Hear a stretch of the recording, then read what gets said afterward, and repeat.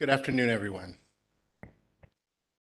Thanks to those joining today's event, both in person and online.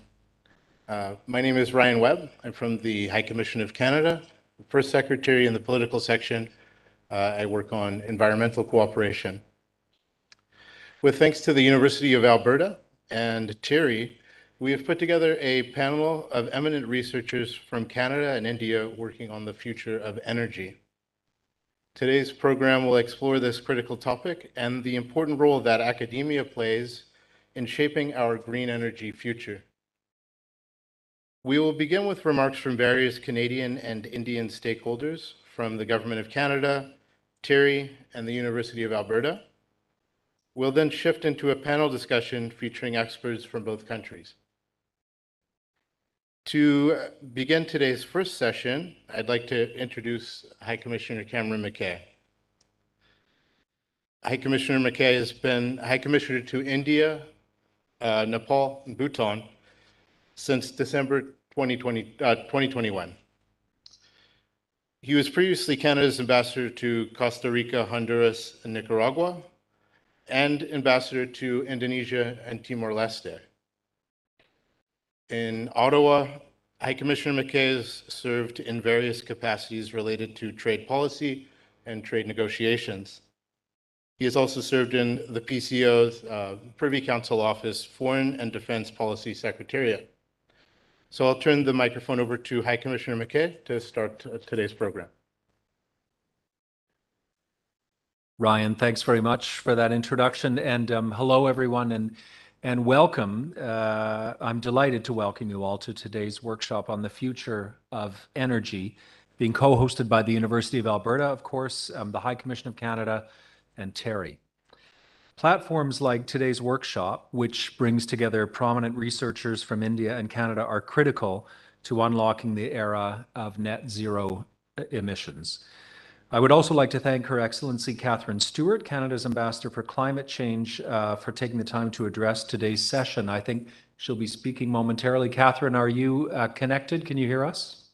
I can hear you well, thank you. And if not, maybe she'll be joining us shortly, but dialing in from abroad. Canada and India have a very strong working relationship in the clean energy sector. Canadian firms are deploying numerous proven technologies that are contributing to India's energy needs, including in areas such as solar, biomass, alternative fuels, water and waste management, smart grid energy storage, and green hydrogen. I think everyone here today understands the importance of scale and volume for promising new clean technologies to become economically viable. India offers a wealth of opportunities in that regard, and more Canadian businesses and research institutions, such as the University of Alberta, are showing interest in the Indian market. Conversely, Indian companies can benefit from the cutting-edge technologies that we're developing in Canada. For example, Canada is recognized internationally as a global leader in hydrogen and fuel cell technology, including all elements within the supply chain. In 2022, 13 Canadian companies were named on the Global Clean Tech 100 list, which identifies the most innovative and promising private clean tech companies from around the world. Canada had more companies featured than any other country aside from the United States, our key competitor. The clean tech and renewable energy sectors make up 3.3% of Canada's GDP, very significant, and Canada had 60 investment announcements in the sector from 2017 to 2021. Moreover, the Government of Canada is committed to ensuring a clean energy future. As part of Canada's 2030 emissions reduction plan, the government has announced a number of policy measures and commitments to achieve 40 to 45% reduction in CO2 emissions by 2030. Canada's clean energy framework includes an ambitious carbon pricing system, a clean fuel standard, and a commitment to phasing out unabated coal-fired electricity. In addition to policies aimed at reducing emissions, Canada is investing in world-class research. Scientists based at Canadian institutions are collaborating with stakeholders across the country and around the world to bring innovative and competitive clean technologies to market. Canada's low R&D costs, highly skilled workforce, wealth of natural resources, and government support for innovation are why we are the destination of choice for clean technology development and commercialization. Canadian investments are also helping with India's progress toward a cleaner future. Canadian pension plans have invested more than $3 billion in renewable energy in India and are making long-term patient capital investments in the clean energy sector in areas such as transmission projects and distribution lines, as well as water and sewage treatment plants. And our prime ministers agree that environmental protection and climate action are top priorities for our bilateral relationship and for the world. We're keen to work together with India to meet our collective targets on climate change. In June of last year, our environment minister signed an MOU on these two very priorities on the margins of the Stockholm Plus 50 meeting. And as members of the International Renewable Energy Agency, IRENA, we're working toward promoting the widespread adoption and sustainable use of all types of renewable energy, including solar. This will support a global transition to a low-carbon economy and ensure a sustainable energy future. So in closing, I'd like to thank all of you here today, including our friends from Terry and the University of Alberta. I look forward to hearing how universities can help create more opportunities for a future filled with green energy. Thank you all once again.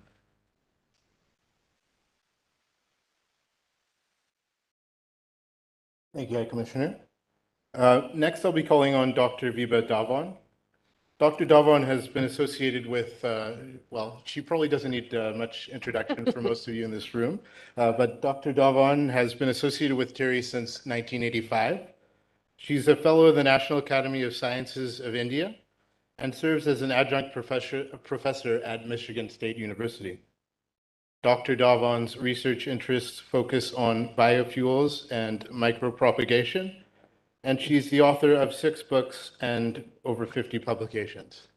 So with that, I'll turn it over to you, Dr. Davon. Thank you. Thank you so much, Ryan. And I, on behalf of Terry, would like to thank His Excellency, Mr. Cameron MacKay, High Commissioner of Canada to India, and Professor Bill Flanagan, President and Vice Chancellor, University of Alberta, for joining hands with Terry to organize this workshop on the future of energy, energy transition, new energy solutions, and climate change. Now, if I was talking a decade before, perhaps we would be discussing, is this an important topic when there are so many other problems? But today, I would say happily, but unfortunately, because the truth is in front of us, what is happening due to the climate change, and we all have recognized that we are already late in taking action, and especially actions in partnership. As His Excellency has already mentioned, the kind of leadership which has been demonstrated by Canada, and I'll say by India, the Honorable Prime Minister, the commitments that were made in Glasgow and the way we are moving towards it, whether it is in terms of energy conservation bill and in terms of the targets towards which we are meeting, I'll say that both the countries, Canada and India, they are demonstrating leadership role in the field of energy transition, new energy transition, and towards mitigating the climate change. Advanced work is being done by higher education institutions and industry, both in India and Canada, and I'll say many other countries as well. As the world transits towards decarbonization, India has an ambitious program to decarbonize its energy sector and address climate change. And we have already updated its earlier NDCs of 1915 in August 2022 to meet 50% of India's cumulative generation capacity from non-fossil sources by 2030 and reduce the emission intensity of GDP by 45% below 2005 levels by 2030. Now, that is something which is extremely important because, as you all are aware, India is a developing economy.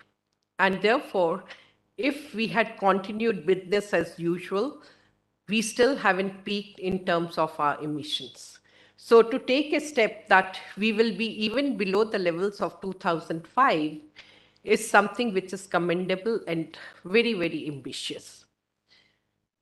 India submitted its long-term low-emission development strategy to the United Nations Framework Convention on Climate Change during the 27th Conference of Parties on 14th November 2022. And the strategy focuses on rational utilization of national resources with due regard to energy security and transitions from fossil fuels to be undertaken in a just, smooth, sustainable, and all-inclusive manner. Rapid increase in renewable energy capacity and nuclear capacity will foster overall development of non-fossil fuel-based capacity in the Indian power sector. Increased use of biofuels, especially ethanol blending in petrol, and increased use of green hydrogen fuel and maximized use of electric vehicles is expected to drive low carbon development of the transport sector. And another important thing which is happening is that today in India, we are looking in totality. And I'll just mention about an initiative in which TERU is involved, and that is setting up of National Center of Excellence in Green Ports and Shipping. So apart from how do you make ports green or the entire shipping more or less green, one is also looking into what happens to the cargo after it is landed in any of the ports. Because there also one should work towards the road transport of that cargo should also be as green as possible. And all this is related to the carbon footprint and not just the fuel you are burning. It is from, you can say that from cradle to coffin, because once the ship has lived its life, how do you dismantle it? So it is perhaps in every sector that when we are looking at energy transition, it is looking at the overall carbon footprint of the new technology. Of course, it goes without saying that improving energy efficiency remains in the heart of whatever is to be done or is being done. And it is the efficiency by perform, achieve, and trade or PAT scheme, use of alternate fuel and green hydrogen, high level of electrification in all relevant processes and activities, increasing material efficiency, and recycling and exploring other options for hard-to-abate sectors such as steel, cement, and others.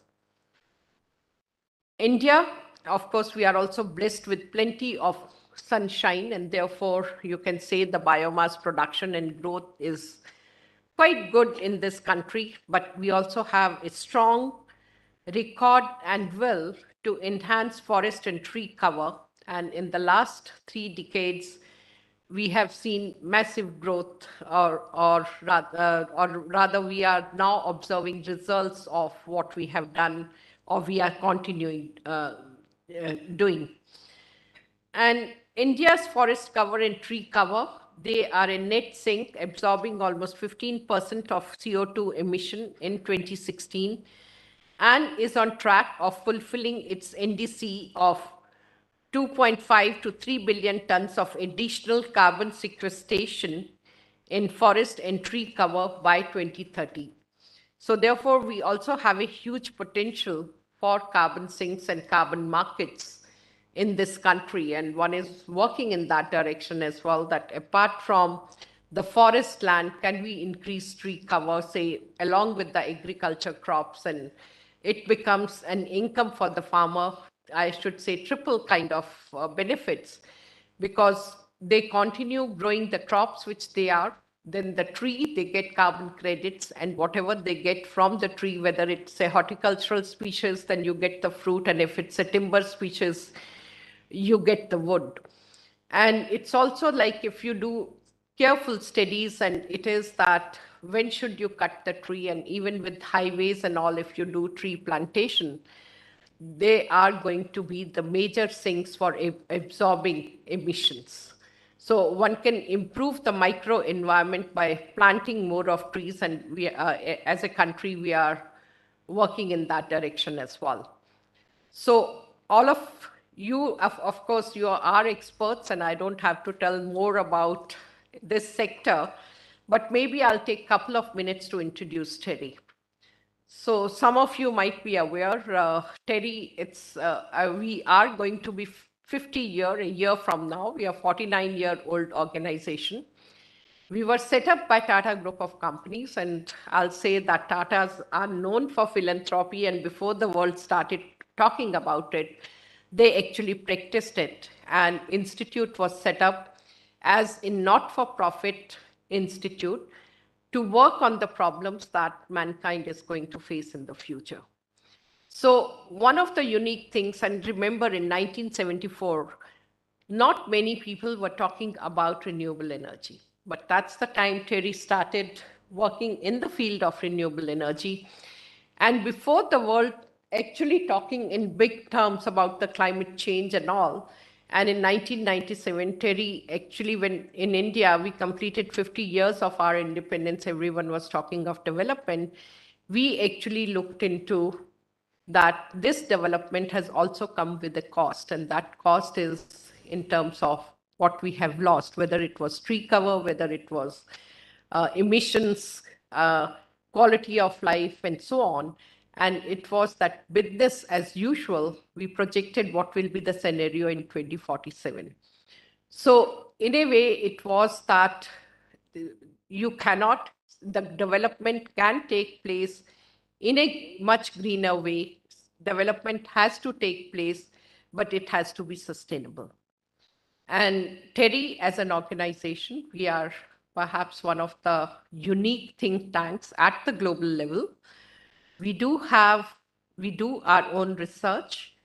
We do make, or rather we bring out policy papers. We help the government also in bringing policies. We are active players in, I should say, in most of the work which is done in the field of climate change. It's the climate action plan for a number of states that Terry has worked with. We also have a rating system for buildings called GREHA, because if we look at India, it's about 2/3 of the infrastructure is yet to be built, and we cannot afford to go wrong. So all infrastructure has to be as sustainable as possible. We have to have circular economy, and something which is engraved in the blood of every Indian, because we don't believe in wasteful economy, and therefore it's the practice which we have to bring back. And of course, you are also aware of life, and that is that when we talk of sustainability, it should be practiced by everyone. So climate change is something which is going to impact each one of us, and each one of us is responsible for the changing climate. And that awareness is also to be brought.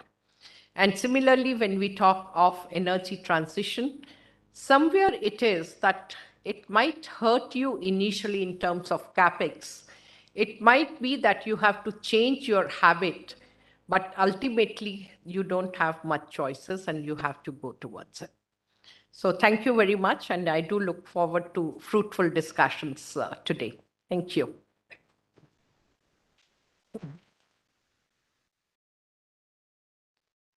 Thank you very much, Dr. Dhawan. Our next speaker is Canada's Ambassador for Climate Change, Her Excellency Catherine Stewart.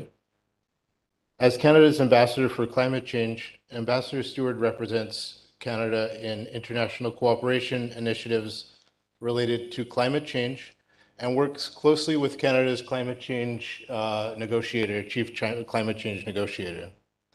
Ambassador Stewart has served in Canada's public service for 25 years, including most recently as Assistant Deputy Minister for Climate Change at Canada's Environment Ministry, Environment and Climate Change Canada.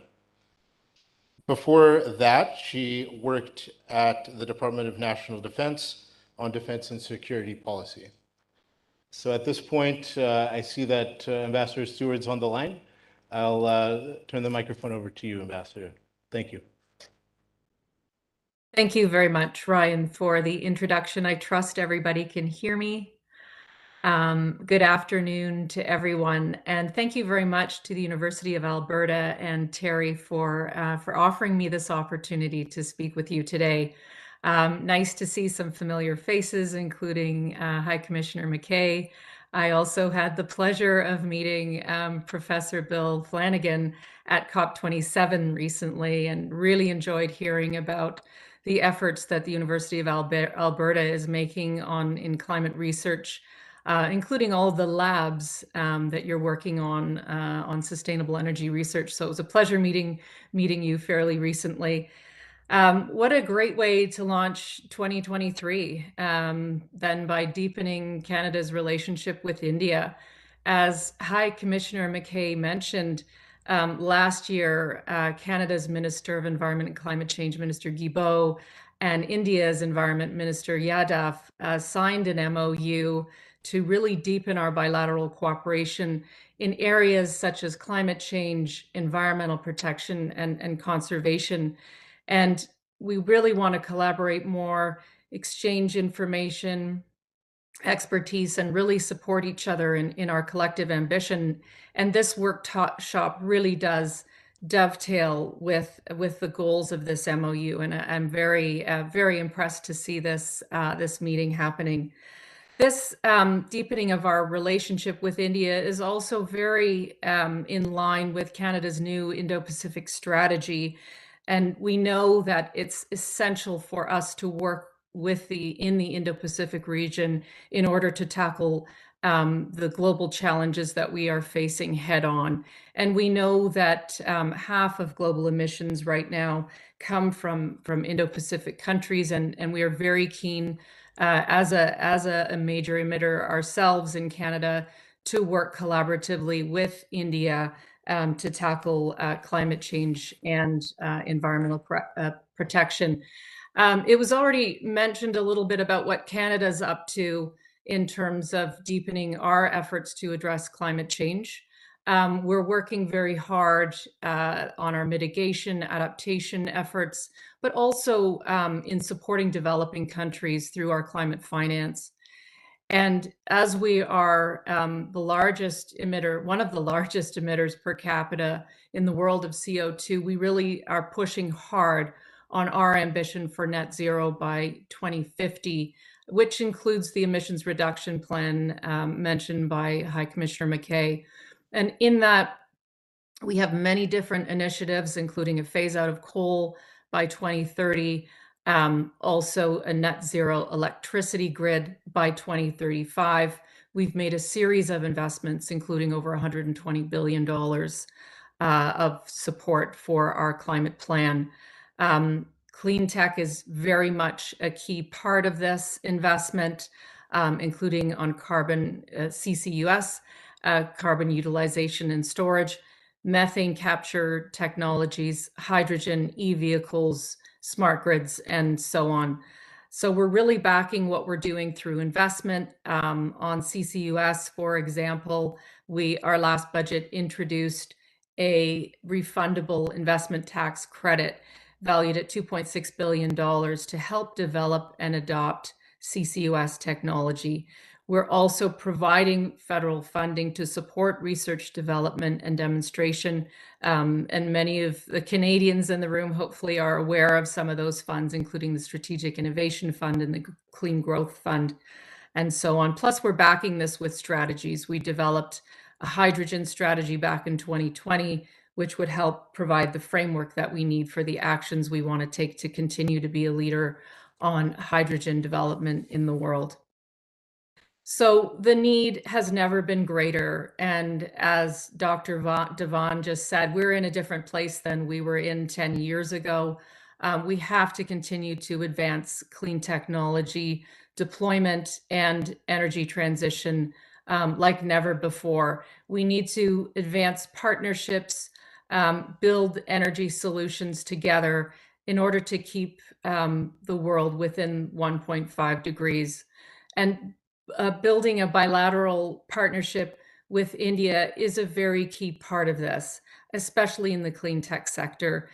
We do have a lot of expertise to offer in Canada, including in CCUS, hydrogen technologies that can really help India decarbonize those hard to abate sectors, such as cement, as was mentioned.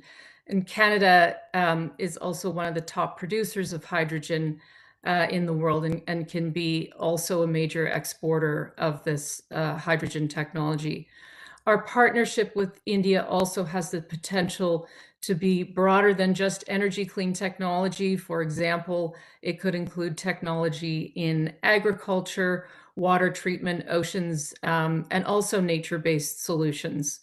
We are very ready to support India in its G20 presidency this year, and also as it hosts the Clean Energy Ministerial, and are very keen to continue working with India to deepen this partnership. And we'll also continue to support developing countries in transitions towards cleaner energy transition. And I just before closing wanted to briefly mention that through our climate finance, Canada is also supporting just energy transition partnerships, including, we hope, with India as part of our 5.3 billion commitment to support developing countries with our climate finance. We've provided $1 billion of that towards clean energy transition. And we have seen recently South Africa, Indonesia, and Vietnam move forward with investment plans that can really focus on getting those countries off of coal. We are very keen to continue working with India to put in place a similar just energy transition plan. And we'll look to other opportunities with our climate finance to provide the support and capacity building that's required to keep the world moving in a better direction and to move off of coal. And that's one of the things Canada has been pushing on quite strongly internationally through these partnerships, but also many of you may have heard the Powering Past Coal Alliance that we launched several years ago now, but continues to have a growing membership of national governments, subnational governments, and private sector investors. So with that, I will end and just wanted to thank you very much for this opportunity to highlight what Canada's been up to domestically and internationally on climate change. There's so much that we can do together with India, and I'm absolutely delighted to see this workshop taking place. I think it's helping us get to where we need to be as a world, and I really look forward to hearing more about your deliberations. So thank you very much.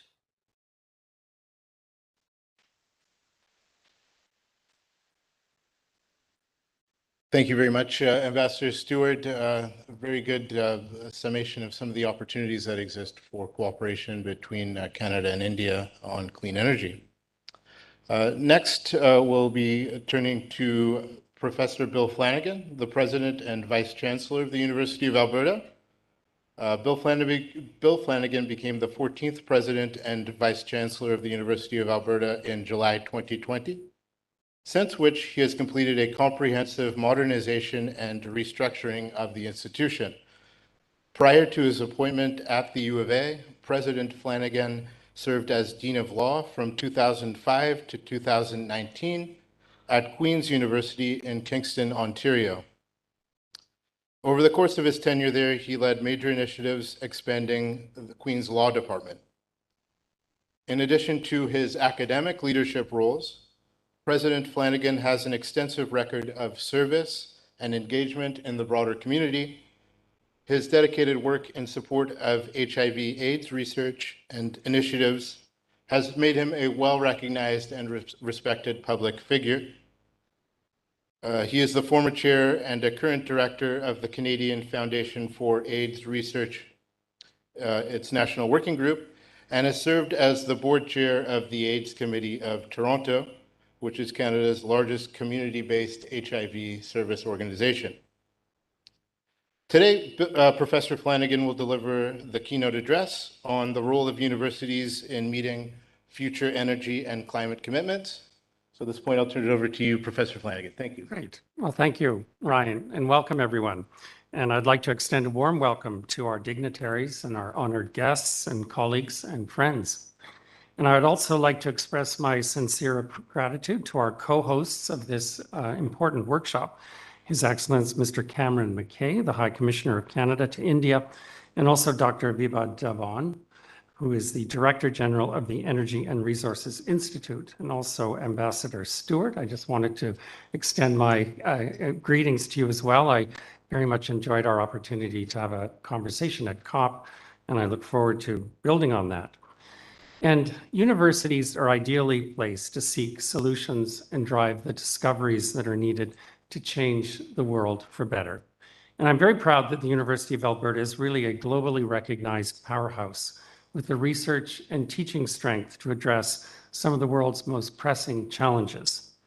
And there are a number of challenges, particularly in the energy sector, that both India and Canada share.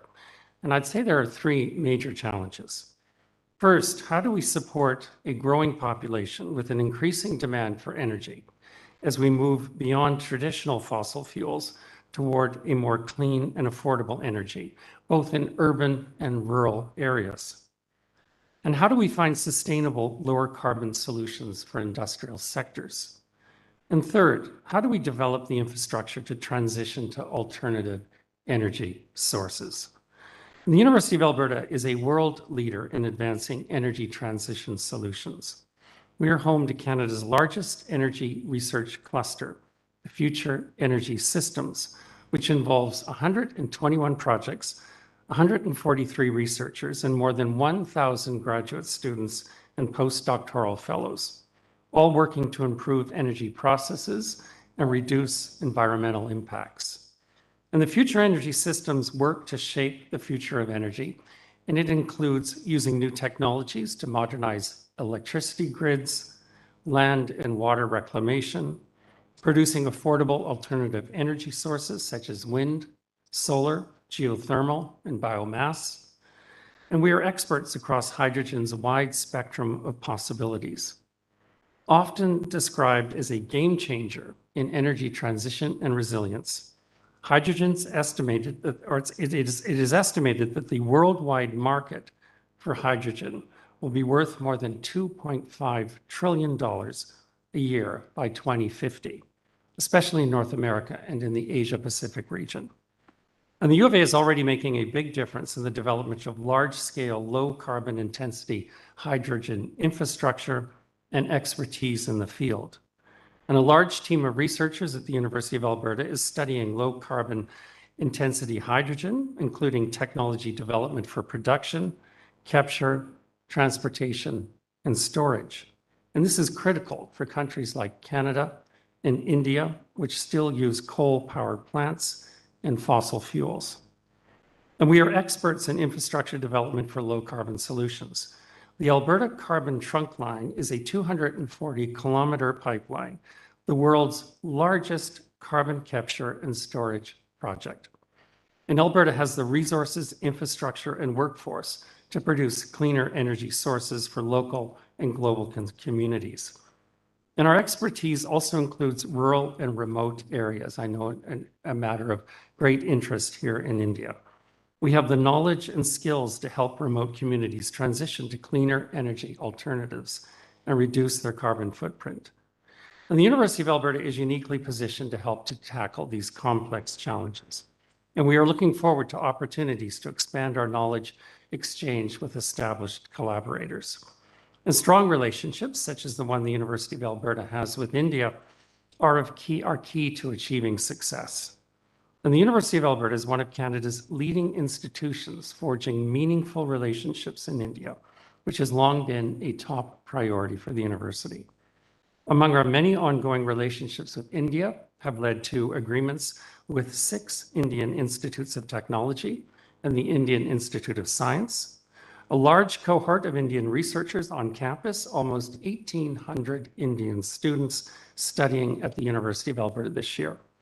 We have joint doctoral degree programs, the first of their kind in Canada, And these agreements are with 4 Indian institutes of technology and support doctoral students in a wide range of fields, including agriculture, engineering, science, medicine, and public health.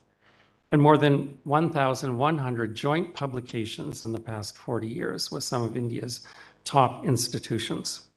And as we forge ahead, we're looking to build new partnerships to advance our work in several areas, including resilient energy systems and reducing energy poverty. And our vision is a multidisciplinary and interdisciplinary research initiative that will enhance and grow existing relationships while supporting the creation of new ones. A joint research and innovation network will strengthen the science, technology, and innovation partnerships between the University of Alberta and India. It will also help facilitate industrial partnerships between our 2 countries. With the recent launch of Canada's new Indo-Pacific strategy this past November, it's clear that the Indo-Pacific region and Canada's future are increasingly connected, and the time to act is now. We know the possibilities are endless, and the need is great. The University of Alberta is and will continue to be deeply committed to building equitable, reciprocal, and respectful relationships with universities, governments, and other partners here in India. The challenges we face are multidimensional and require leveraging the collective power of some of the brightest minds around the world. And we look forward to deepening our connections and expanding our work together, because it's by coming together that we will generate the possibilities that drive change and help to secure a sustainable future for the planet. So thank you once again for hosting us. I look forward to seeing the innovative ideas that will emerge as we continue to work together for the betterment of India, Canada, and the world. Thank you.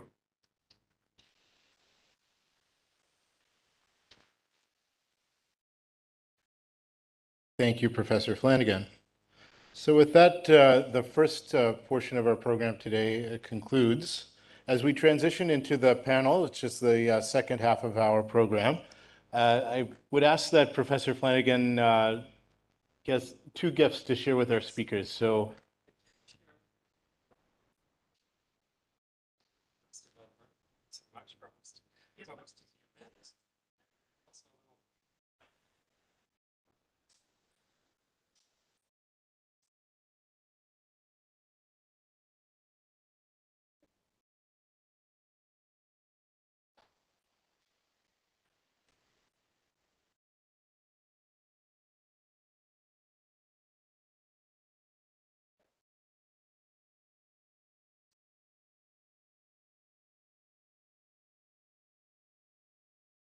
So at this point, I'll ask the panelists to come to the dais, and we'll take a minute or so just to change into the next session. So please bear with us for about 2 minutes.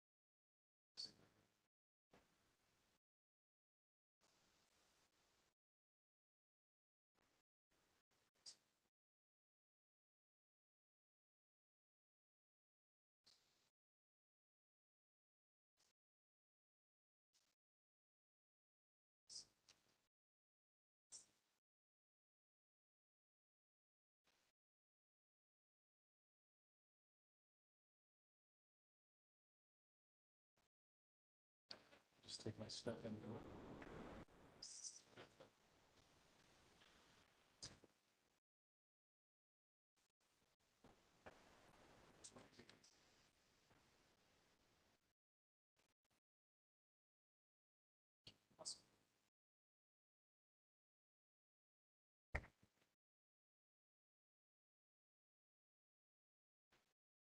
Okay, thanks for your patience, everybody. So we'll get started with the panel.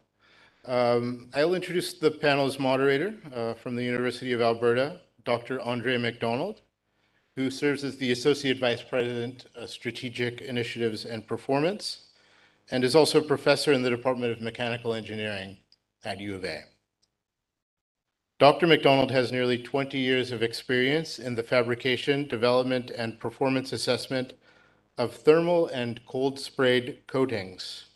His current research involves the development of multifunctional coatings that provide wear and erosion resistance, heating, and structural health monitoring to a variety of structures.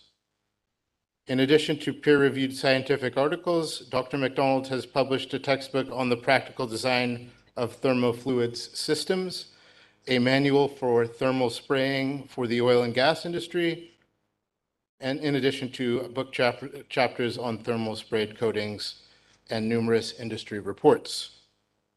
So with that, I'll turn it over to Dr. MacDonald to introduce the members of the panel. And I'm looking forward to a really interesting discussion that will expand on some of the points that were made by the speakers earlier. So thanks, Dr. MacDonald. All right, and good afternoon, everyone. It's wonderful to see you all here. And as Ryan just mentioned, we're hoping to have a very engaging, dynamic conversation with you today. So first of all, just to follow a bit on Ryan, I do want to thank His Excellency, Mr. Cameron McKay, as well as Dr. Dawan and President Bill Flanagan as well, and Her Excellency, Ms. Catherine Stewart, who's online, for really setting the stage for the conversation that we're about to have through the panel discussion today. So before we dive into the discussion, I would like to just take about 30 seconds to a minute or so to introduce our expert panelists who will be guiding us through the discussions today in the hopes of also engaging you all in conversation as well. So I'll start off with Mr. Saxena. So he's right here to my left. He is a senior fellow and senior director of Electricity and Fuels Division at Terry, who is our co-host today. He has over 37 years of experience in the power sector in India. At Terry, his profile includes managing the work on energy transitions in the Indian power sector to develop a roadmap for low carbon pathways. To his far left will be Professor Amit Kumar. Professor Kumar is a full professor in the Department of Mechanical Engineering at the University of Alberta. He holds numerous research chair positions, also in the area of energy and environment and future energy systems.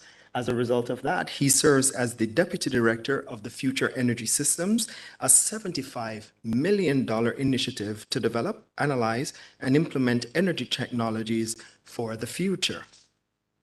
Dr. Kumar currently leads a large research program in the areas of energy, environmental systems engineering, and life cycle and techno-economic assessments of energy systems. To his right, we have Dr. Ashish Shikar, and he is here with us in person today. He is a professor and head of the Department of Sustainable Energy Engineering at the Indian Institute of Technology, Kanpur. He specializes in material science, thin film growth, device fabrication, and materials characterization, specifically targeting organic and tandem solar cells, energy harvesting materials, and devices as well. He holds numerous awards, primarily in the area of materials engineering as well. Online, we do have a few panelists as well, and I'll start off with Mr. Mohit Gavara. He is online with us, and he is with the National Thermal Power Corporation as an executive director and is the head of Renewable Energy Division at NTP Limited. As you should know, NTP is currently ranked the 12th largest power generating company globally. He is also CEO of NTP's wholly owned subsidiaries, one of which is NTPC Renewable Energy Limited. He has a rich experience of more than 30 years of experience also in the power sector. He is instrumental in making NTPC competitive and has won several bids by competing with various players in the sector, thereby creating a strong pipeline of projects, some of which we hope we'll hear about today during our fine discussion. We do have online Miss Alison Simmons, welcome. And Ms. Simmons is a Senior Science and Technology Advisor in Clean Fuels with Natural Resources Canada, NRCan's Office of Energy Research and Development. The organization, NRCan's Office of Energy Research and Development, works on delivering energy research, development, and demonstration funding, accelerating efforts in energy innovation and clean tech programming. Ms. Simmons is connected to higher education through her career in terms of teaching workshops on techno-economic analysis to engineering graduate students across Canada and serving as a guest lecturer on biofuels and teaching process design and economics at the University of Ottawa. Okay, so with that, a really nice introduction to our speakers. I'd like to dive right into our program for the panel discussion. Now, of course, without wasting any time, we're going to ask the big question first. And we'll actually start off with Professor Kumar on this. So, Professor Kumar, what is your outlook? Or what is the outlook of the future of energy in Canada and India, given your broad experience across both countries and the work that you've been done over the last nearly 20 years? Professor Kumar. Thank you, Andre, for your kind introduction. Good evening, everyone. It's a pleasure to be here. I find myself kind of in the borderline, in a sense. Lived in two jurisdictions, both in India as well as in Canada. Lived my life in a country where it's like oil refinery place in Barani, which is famous for its large oil refinery. Then moving to a place which is, another oil country, large hydrocarbon base in Alberta. If I start with Canada, Canada is a net exporter of energy. We have large energy resources. Look at both fossil fuel and renewable sources of energy. Canada is the largest hydrocarbon base. Currently, we are the third largest producer or the reserves of hydrocarbon in the world. Now, in terms of the electricity production, if you look at 60% of our energy comes from hydro, along with natural gas, coal, other major contributors. But this is slowly transitioning. Some of the major transition that I think which is happening is the phase out of coal. By 2030, the coal will be phased out in Canada. And slowly that is being replaced with large growth in wind energy. Almost 200 megawatt every year is being added through wind energy for electricity sector. And there is growth in other renewables too, in terms of solar, and also some aspects of geothermal in the remote communities. The future of energy, what I think is there is a lot of work and focus on reducing the carbon footprint of energy production systems. Now, I'll start with oil and gas sector, where there is a lot of focus on adding carbon capture and storage to these.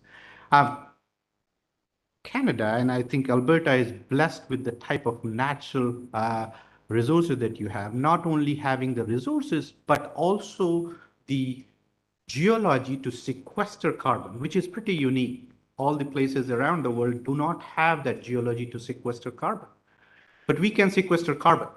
And as we go forward, there would be large implementation of carbon capture and storage in these sectors. You'll also see the electricity sector. Currently, it is coal and natural gas based. Natural gas is increasing, but you will see more addition of carbon capture and storage. But there will also be a transition to nuclear. There is interest and focus on developing a small modular nuclear reactor, 300 megawatt capacity reactor. But this could have a big impact on the energy system because you could reduce the footprint of these plants, the current fossil fuel plant, but also renewable energy plant. If you think about wind energy or biomass energy, have large footprint. So energy produced per unit area is much larger compared to nuclear. So that you will see also happening. And then hydrogen. Hydrogen is one of the key energy resources which is non-carbon based, which you combust it, you produce water.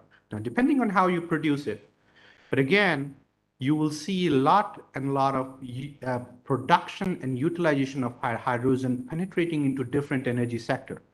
Now, Canada and has large number of natural gas, large amount of natural gas, and these natural gas-based plant, currently we produce most of our hydrogen through SMR, steam methane reforming, and use natural gas and you produce hydrogen, but the CO2 during the production process goes up.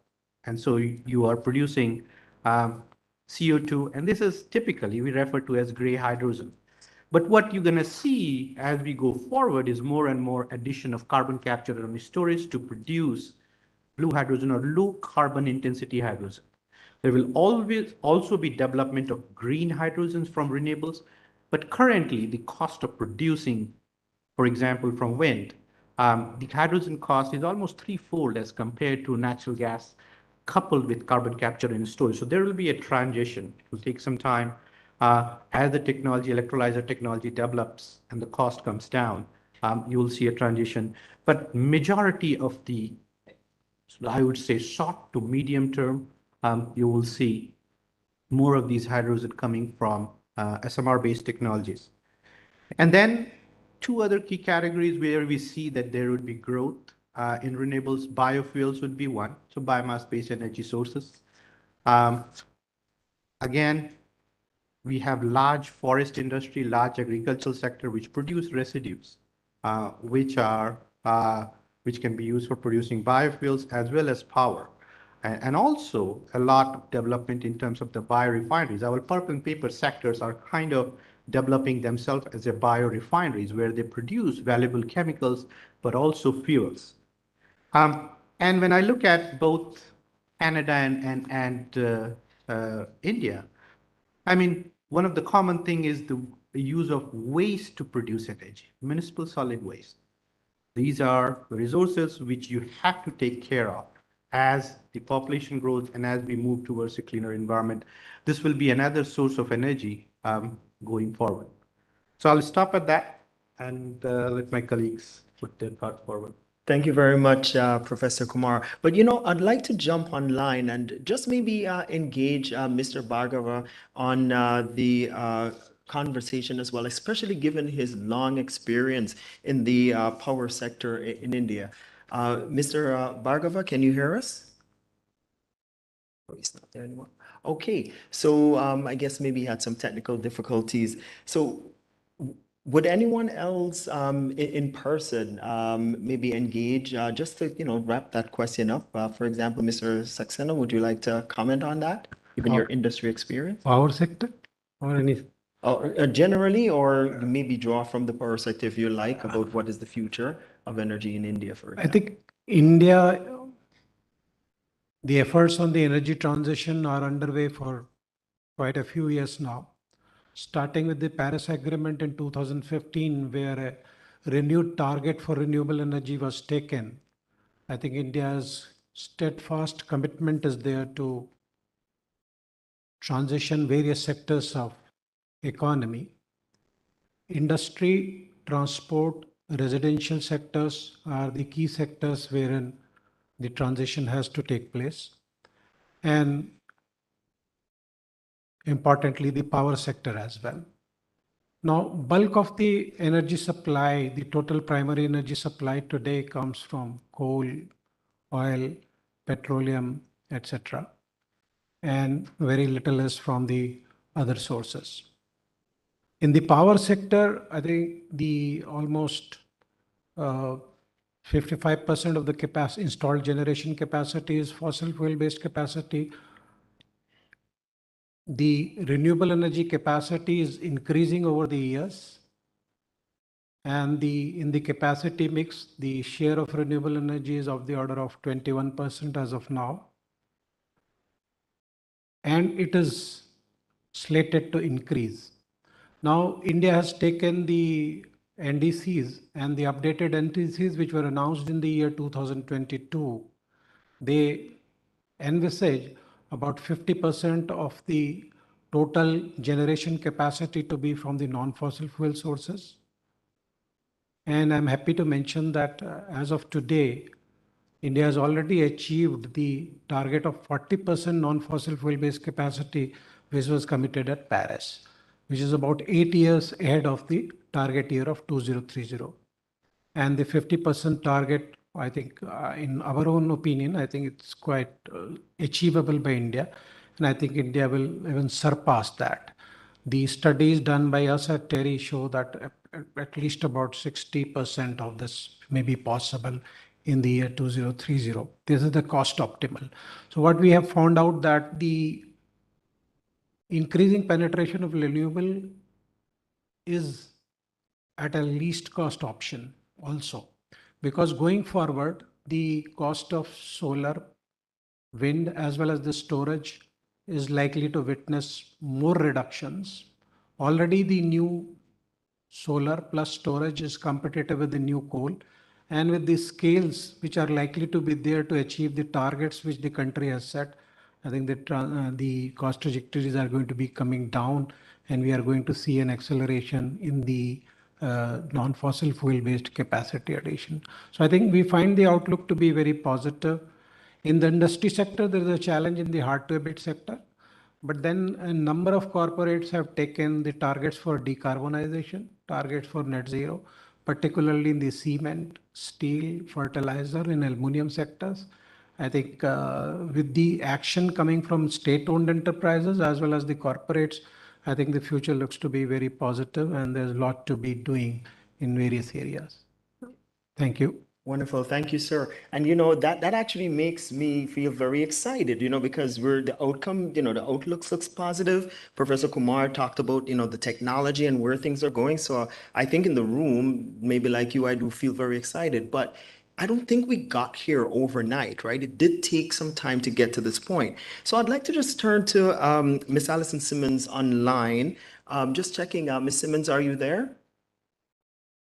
Yeah, yeah. So I'd like to just pose a question to you then, Ms. Simmons, just in that line of thought then, what are what key challenges has Canada faced while developing or strengthening its shift to clean energy, and how are they being addressed?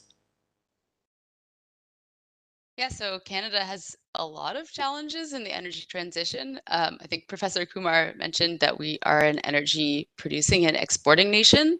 So that is definitely a key challenge. There's been a lot of talk about the just transition, particularly of communities that are reliant on those resources for their economic success. So that's been a big challenge. One thing that we've been doing at Natural Resources Canada is that we have regional energy resource tables, which are an invitation with each province to discuss and address particular issues relevant to each region. I think India is in the same position where we have quite a big variation in energy generation and natural resources across different areas of the country, being a big country, just like India.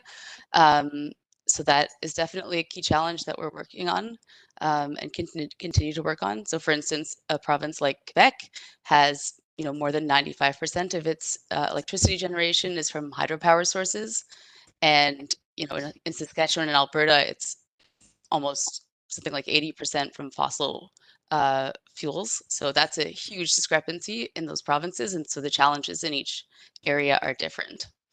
And of course, like everywhere, we have a historical reliance on fossil fuels for transportation, industry. A challenge not particular to Canada, but particularly relevant in Canada is home heating. So figuring out how to address all of those challenges simultaneously is a big issue.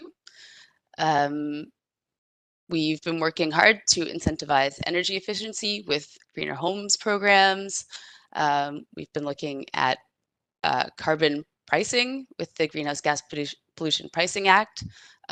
So currently the carbon price is at $50 a ton, and it's going to be ramping up to $170 a ton in 2030 to incentivize sort of the lowest cost and most sensible switching and decarbonization routes. We have electric vehicle mandates coming in federally. I think it was already mentioned that there's a clean fuel, the clean fuels regulations were implemented this summer. So this is decarbonizing liquid transportation fuels over the course of the next 8 years. And of course, lots of federal support for the rollout of clean fuels with our $1.5 billion Clean Fuels Fund. And I think that the Transition Accelerator was, the Net Zero Accelerator Strategic Innovation Fund, which is $8 billion, was also mentioned earlier. So a lot of different initiatives to address some of those big issues in Canada. And yes, that's just, I think I'll let somebody else talk, but that's sort of a selection of a couple of the big challenges that we've been facing. Excellent, and thank you very much, Ms. Simmons. But you know what?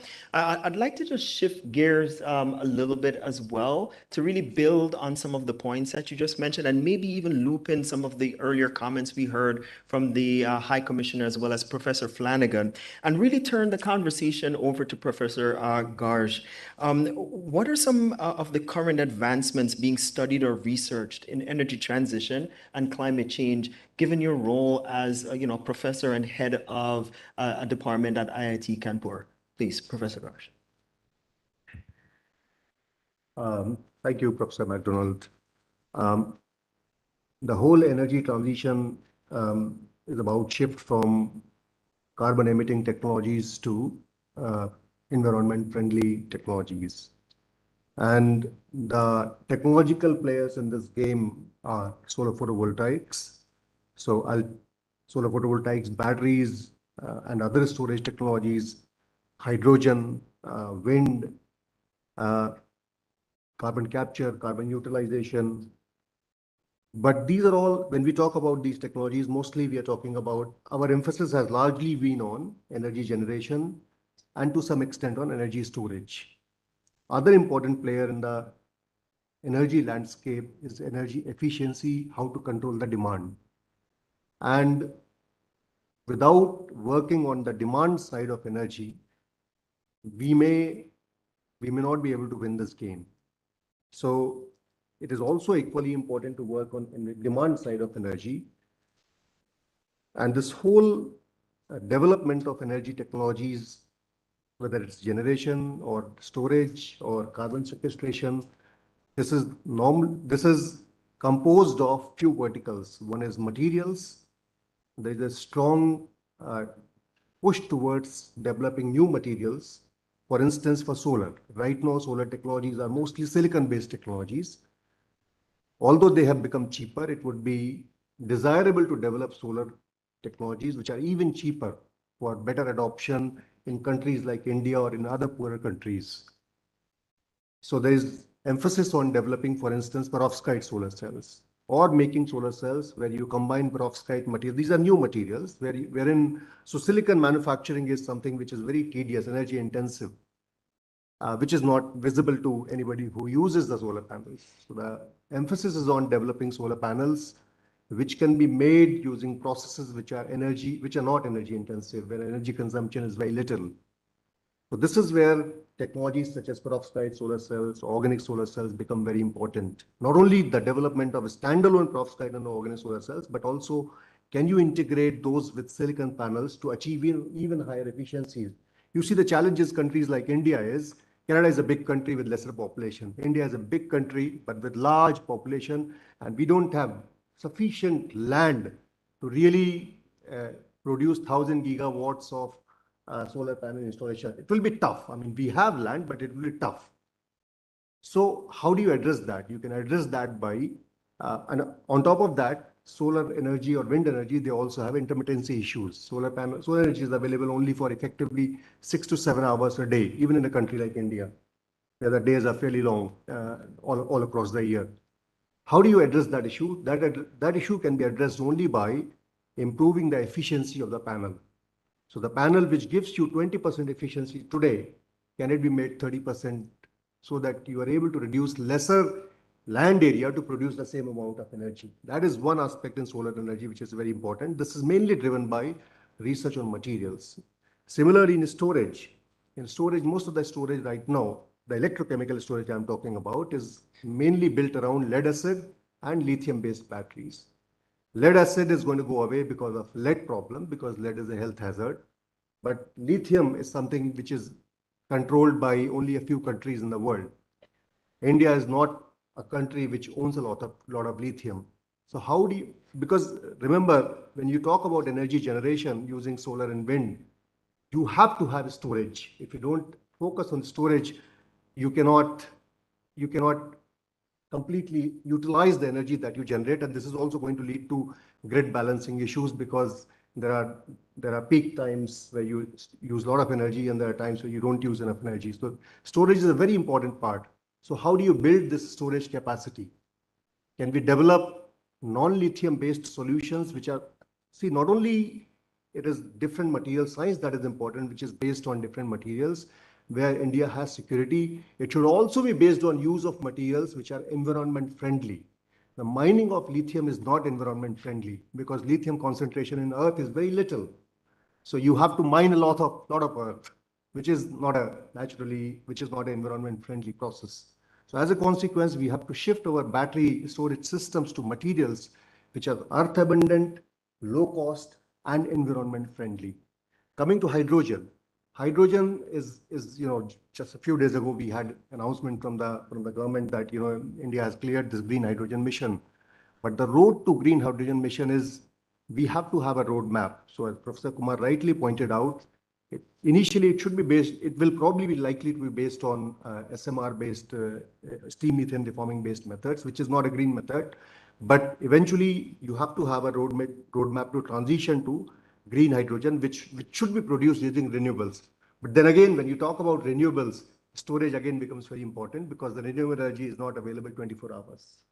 So development of materials for all these technologies, including carbon sequestration also, development of materials in an environment-friendly manner. So you can develop materials, but material production is the reason why we have emitted so much. Steel is one of the highest carbon emitting sector. Same is true with aluminum and other metals.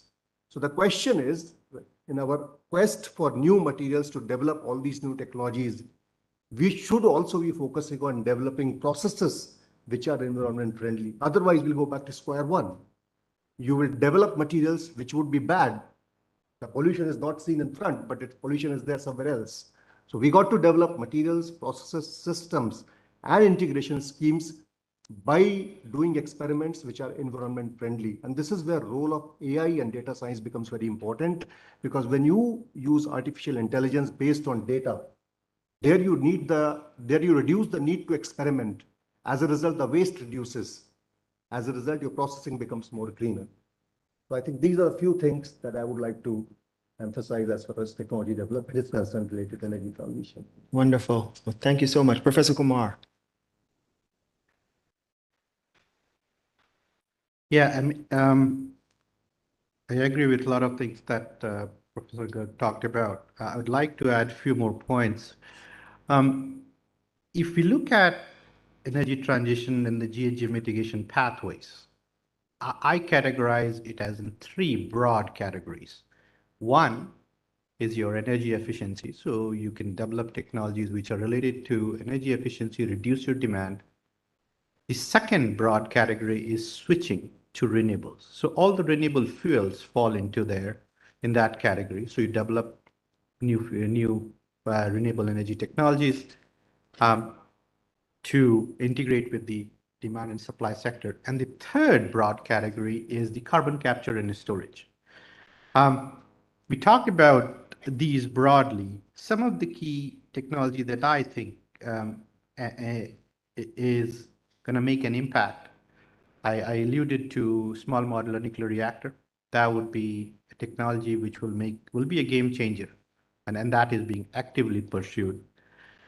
I would say in terms of the hydrogen production, so steam methane reforming is commercially available technology. We have been using it over decades on large scale. You talk about 200,000 tons per year to 350,000 tons per year. These plants exist, and we have been producing hydrogen. Carbon capture and storage, integration of carbon capture and storage with SMR plants will go on in short to medium term and even long term. But there are other technologies which are being developed, which are based on natural gas, but it doesn't produce CO2. So a lot of work that we are working on is also focusing on steam, focused on natural gas pyrolysis, where you produce hydrogen, but then you produce solid carbon.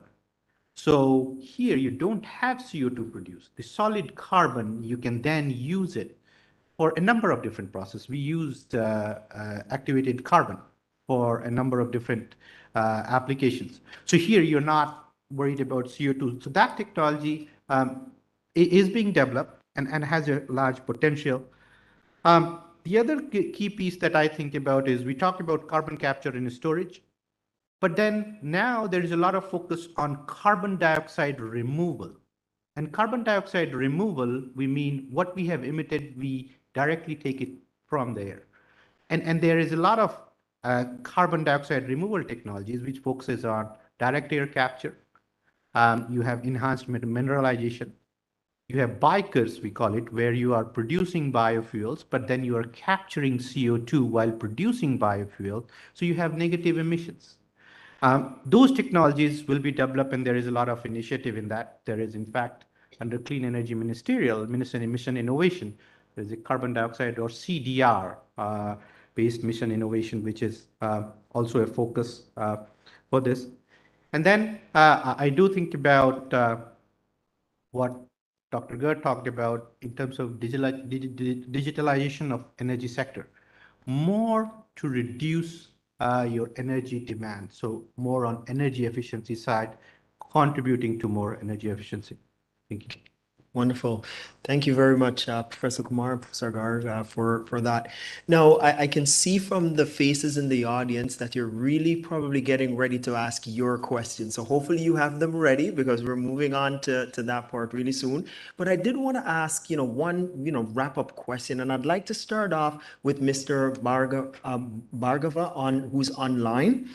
And I'll read the question out just to kind of get us started there. So just to wrap up this part of the panel discussion, what are some of the ways forward then for India and Canada to collaborate to achieve climate and environmental goals, especially through the lens of sustainable development? So I'll ask that question to each of the panelists just to close off today. But I think we want to start off with Mr. Bhargava, if he's online and can hear us. Mr. Bhargava? Yeah, good evening. I'm online and I'm sorry my connection is a bit poor because I'm at the airport. So apologies.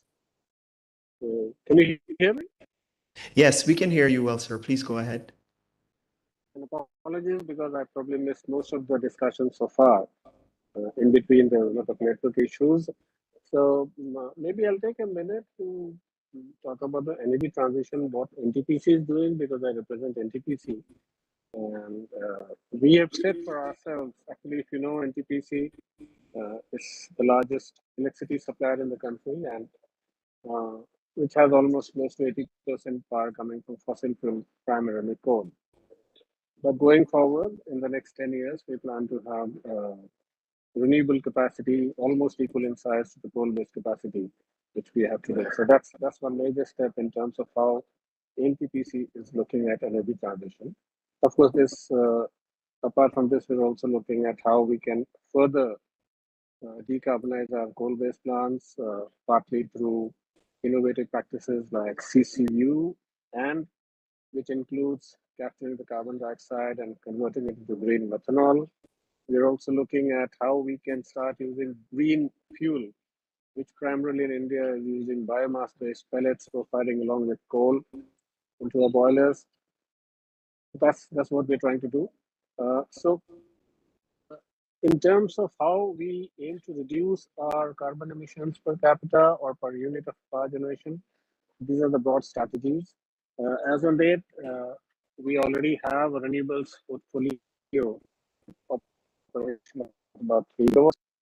We have another 12 gigawatts in the pipeline, part of it is under construction and part of it is under where we'll be starting work or breaking the ground shortly in the next 1 year. In terms of how NTPC, or if I may use how India and Canada can collaborate, that's a bit of a long shot for me, because so far our approach has been to implement solutions which are already available in the market, and which is why, as far as NTPC is concerned, and dare I say, as far as India is concerned, our focus is gradually to move on to green hydrogen. And I heard a bit of the discussion towards the end before I came on. There was a lot of discussion around nuclear-based hydrogen and other sources, or gas-based. So that is something we are not looking at all. Because India is very clear, and probably this is also brought out by the fact that only 3 days ago, the government has cleared the National Green Hydrogen Mission, which entirely focuses on producing green hydrogen using renewable resources. So as far as India is concerned, it's green hydrogen. And the logic is very simple. We do not have cheap gas available to us, which incidentally no one in the world has today. So all this discussion about using gas, apart from, for example, maybe US and Canada, no other country across the world has access to cheap gas. So if I have to compare the price of green hydrogen with SMR-based hydrogen, I think they're almost competitive today, which may not remain for long because we all expect gas prices to come down. But you never know with the way the economy globally is changing. So as far as our collaboration with Canada is concerned, we understand Canada has done a lot of good work in the area of fuel cell. We understand Canada is also doing a lot of good work in the area of use cases for hydrogen. So that is where we'll be definitely looking forward to engaging with Canada or Canadian institutions like the University of Alberta. But at the cost of repetition, I can only add it has to be in the area of green hydrogen. Maybe I'll stop here. Wonderful. Well, thank you very much, sir, for that response. But just still keeping it, with our industry colleagues for a little bit. Mr. Saxon, I'm looking directly at you and hoping to get your very brief feedback and closing points on that. The landscape in India right now is sort of a majorly occupied by the fossil fuels, and the area of research or the area of deployment which is important for us is the carbon capture and utilization plus storage. That's number one. Number two, on the electricity generation side, the flexibility of the generation is extremely important because the demand profile which we have is a prominently good evening peak is there, and the ramping rate which is required from the evening about 5 p.m., 6 p.m. onwards up to 8, 9, 10 p.m. The ramping rate requirement is going to be at least 4 to 5 times of what is today. Our energy demand is going to be almost twice of today in 2030, but then the ramping requirement would be 4 to 5 times. I think the flexibility is another important area. On the demand side, I think I fully agree with Professor Garg that demand side management, energy efficiency, extremely important because to meet this challenge of ramping up, the peak shaving and peak shifting are extremely important, and the demand response also. The IoT and the demand response coupled together, I think they can provide us solutions which will be really helpful. On the storage side, certainly, I think the alternate technologies in the battery technology would be extremely important in the coming years. And apart from that, the hydrogen is another area of research which is going to be prominent, and we will be looking forward to that. One other option which we have in India is about the pump storage plants, and that is something which it is about a very little of about 4.7 gigawatt is in operation, but the potential is of the order of 96 gigawatt, which is there and which could be gainfully harnessed and utilized in the years to come. I think these are the few of the thoughts which I would like to mention. Thank you. Wonderful. Thank you very much, Mr. Saxena. So with that, then, I'd like to, and in the interest of time, turn it over to the audience for any questions, comments, feedback, or general thoughts that you may have. So who would like to go first? No one yet? The High Commissioner. Question about several references to small molecules, SMR, which are still in development. It's not entirely, but then we have scale it's also used. So just with the microphone now, the question is about SMR versus large-scale nuclear, which is also used in Canada and in India. What's the role of nuclear energy in the future to bring us to a cleaner energy future? Wonderful. And that's an open question for the panelists, including those online. Professor Kumar. In my view, nuclear will play a key role, and especially both for India and for Canada. When I look at Canadian situation, our major energy consumer, the industrial sector, and you look at oil sands, currently the extraction of oil sands is done through steam utilization for SAGD or extracting bitumen. A lot of emission comes through that natural gas combustion. Nuclear will change that. Nuclear will have much lower carbon footprint. Apart from extraction, nuclear will help in producing electricity and heat for producing hydrogen. So you could get hydrogen at much lower carbon footprint from nuclear. And in fact, if you think about the overall footprint, and I refer to this in terms of, if I look at renewable, for example, wind, even biomass, generating power. So the amount of energy produced per unit area that they cover is much larger compared to nuclear. Nuclear is pretty compact. So they could play a big role. So I think in energy transition, in any jurisdiction, nuclear will play a key role. Still the technology is developing. We still think probably 15 to 20 years down the road.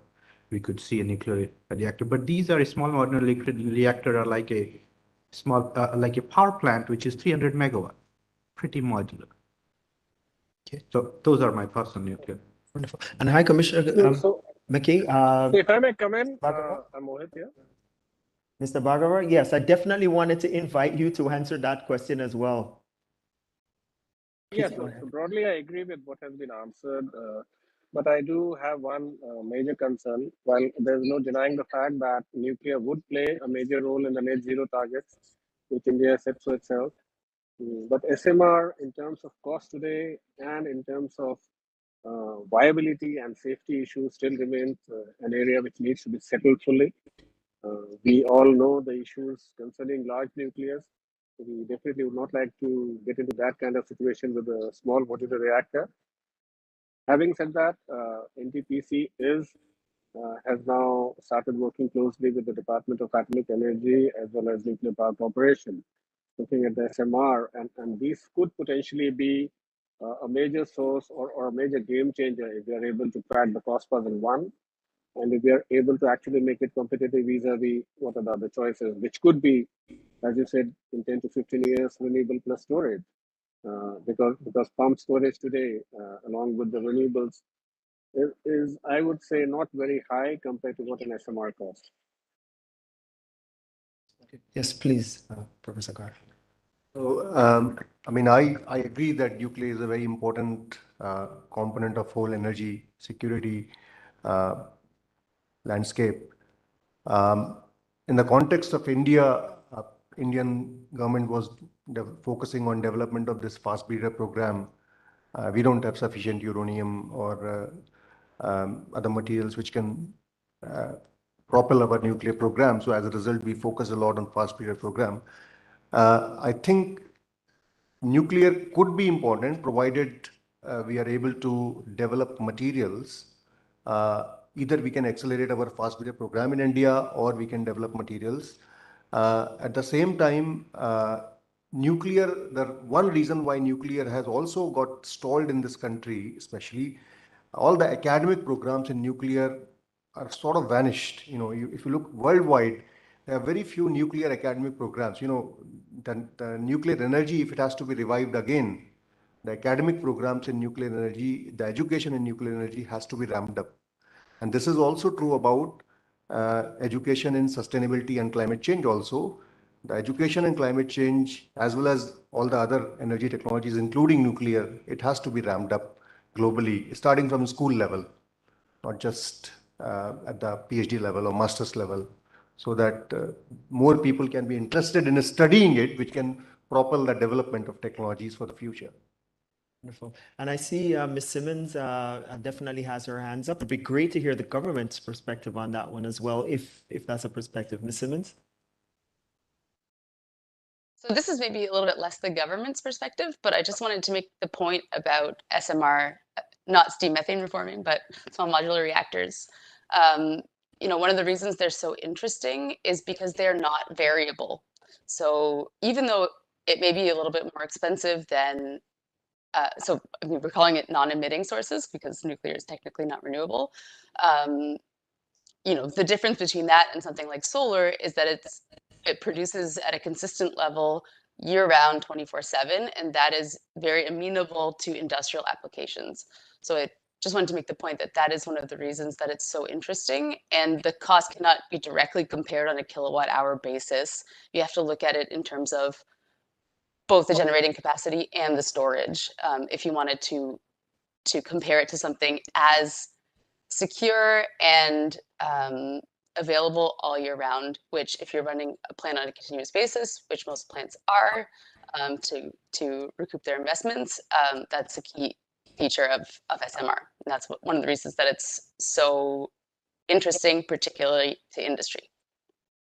Wonderful. Thank you very much for that perspective. So we do have time for one last question from the audience, if any. Yes, sir. I see your hand right here. Microphone is ready and available for you. I congratulate the panelists for the wonderful talk. I represent IDRC Canada, which provides funding and other support for research. And this is a question for Professor Garg, but anyone else can feel free to join in. And Professor Garg, you mentioned that there are basically 3 areas in which the research is happening at the cutting edge. But in terms of priorities, in terms of generating the maximum returns on investment, do you have any particular views on that? What kind of areas should we be focusing on in terms of if you have limited resources, what should universities be working on?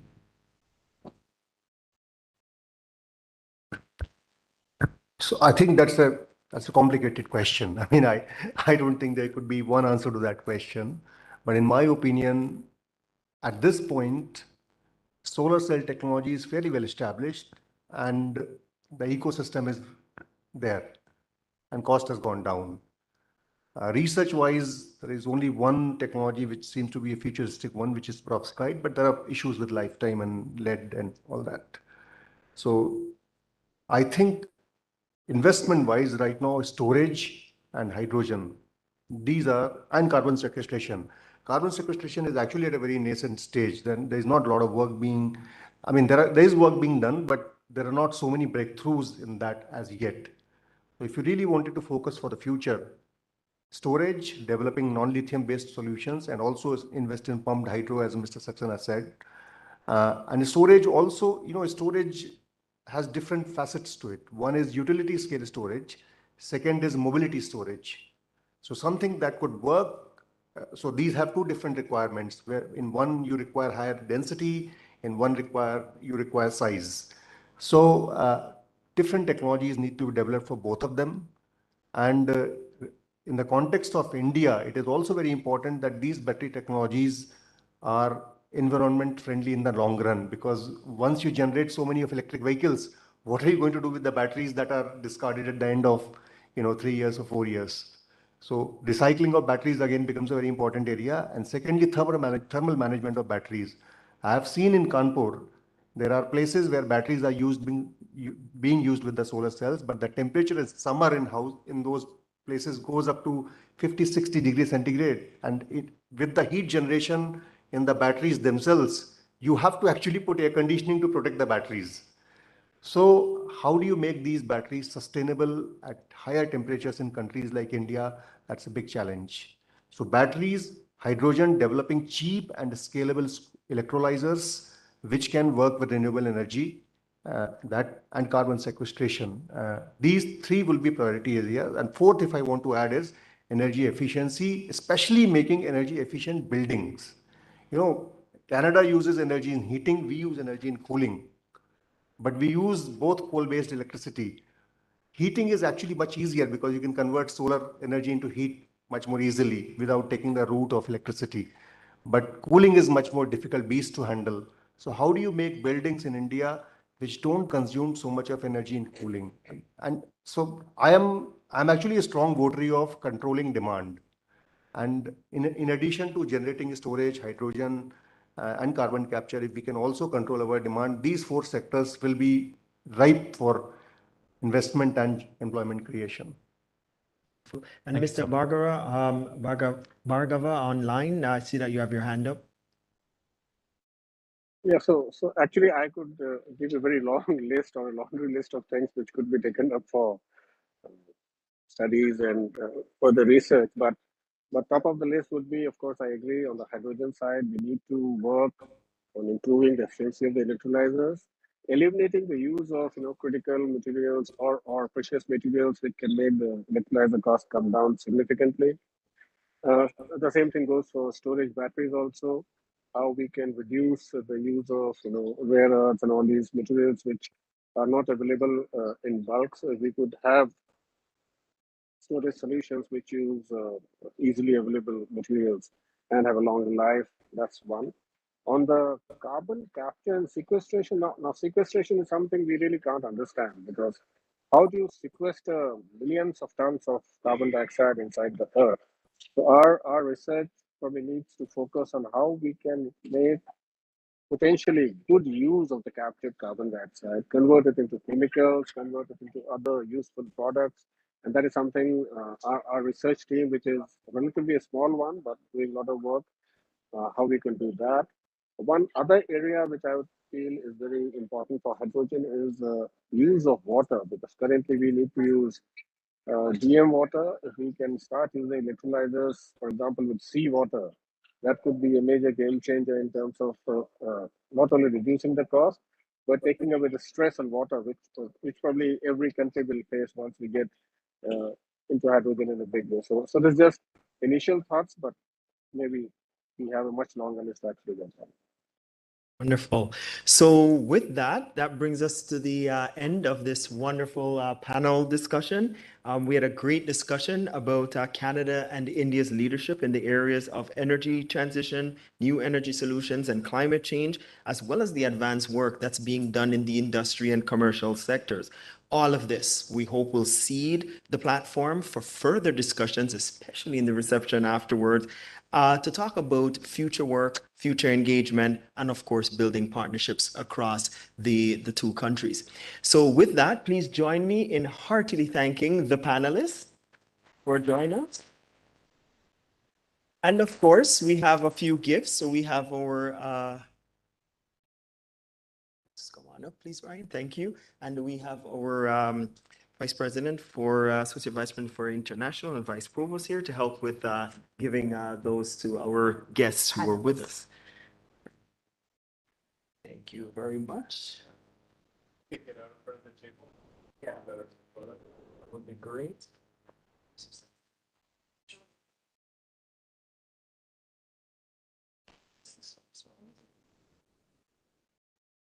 So if you can just come on. I also want to give to show just myself here. Want to give a gift to Mr.